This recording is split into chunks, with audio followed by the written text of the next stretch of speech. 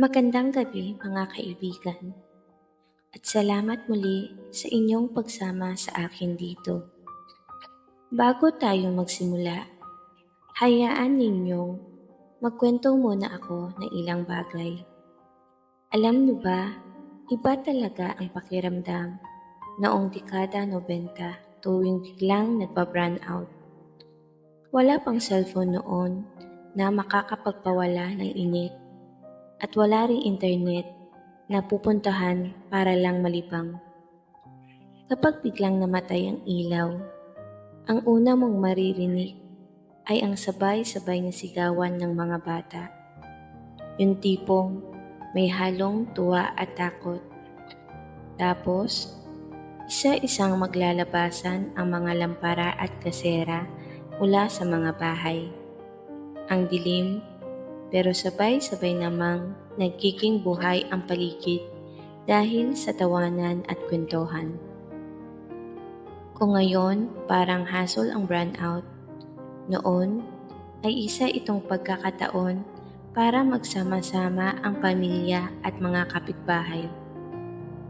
Ang katahimikan ng gabi ay napapalitan ng mga huni ng kulikli, ng tunog ng palaka mula sa palayan, at ng mga kwento na paulit-ulit na binibigkas ng matatanda. Para bang sa dilim, mas nagiging malinaw ang mga alaala. Kaya ngayong gabi, samahan ninyo akong bumalik sa isang gabing iyon. Isang simpleng gabi ng brownout na hindi natin malilimutan.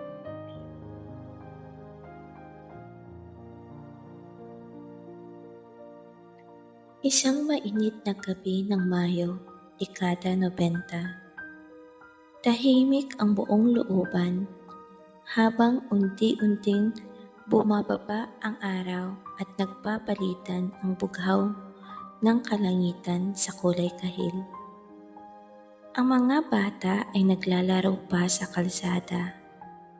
May naglalaro ng patintero, may tumatakbo-takbo, at may nag-uusap sa gilid ng kalsada. Sa bawat bahay, maririnig ang mga tunog ng radyo at lumang bentilador na paikot-ikot ang ulo. Waring inaabot ang lahat ng sulok ng silig. May amoy ng piniritong isda mula sa kabilang bahay at may halimuyak ng bagong hain na tinola mula sa isa pa. Biglang, tiktak, nawala ang lahat ng ingay. Ang liwanag ng bombilya ay kumutitap at tuluyang namatay. Kasabay noon, namatay din ang mga radyo at ventilador. Brown out. Unang maririnig ang mga batang naghihiyawan. Wah! Ang dilim! Tapos, may mga nanay na sumisigaw. Oy, huwag kayong tatakbo. Maghanap ng kandila. At isa-isang nagsisindihan ang mga mumo ng ilaw. Maliit na kandila, kasera, at minsan ay lamparang pinapamana pa mula sa lolo at lola.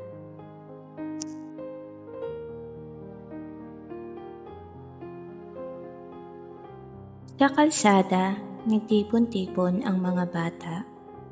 Ang dilim ng gabi ay parang nagiging mas misteryoso. Kaya't naisipan nilang maglaro ng taguan. Ang iba na may nakaupo sa bangketa, nagkukwentuhan ng mga multo at aswang.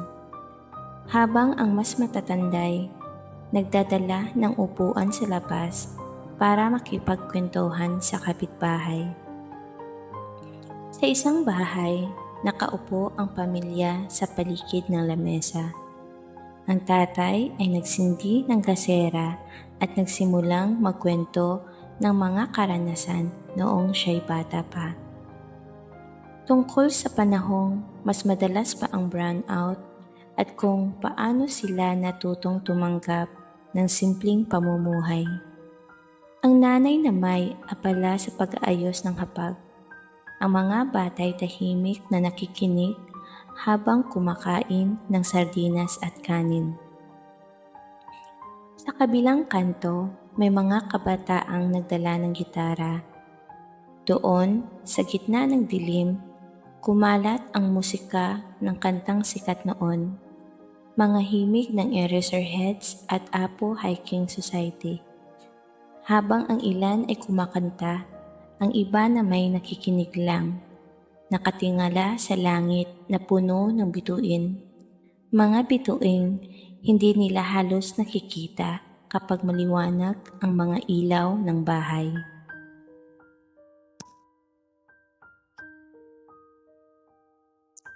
At habang lumalalim ang gabi, nagiging mas tahimik ang paligid.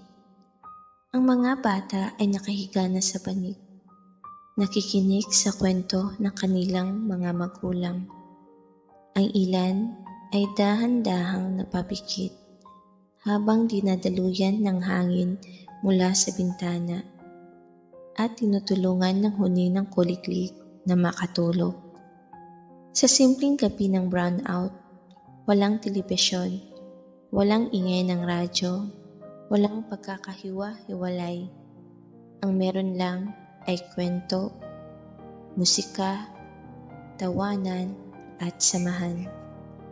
At iyon ang hindi malilimutan. Isang gabing pinailawan hindi ng kuryente, kundi ng mga alaala.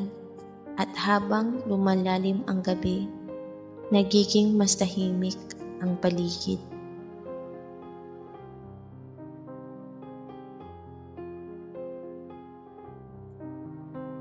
At dito nagtatapos ang ating kwento ngayong gabi, mga kaibigan.